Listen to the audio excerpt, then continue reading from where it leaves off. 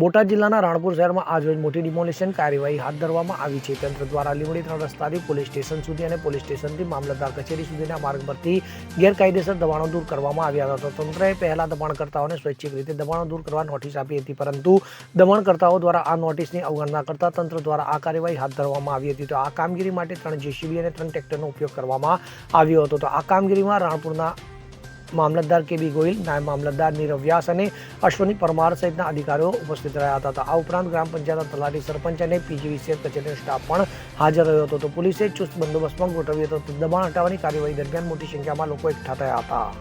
Bureau report, CN24 news. હવે જુઓ દેશ દુનિયાની તમામ ખબરો તમારી આંગળીના ટેરવે. ઉઠાવો મોબાઈલ અને Google Play Store પરથી ડાઉનલોડ કરો અમારી CN24 ન્યૂઝ મોબાઈલ એપ.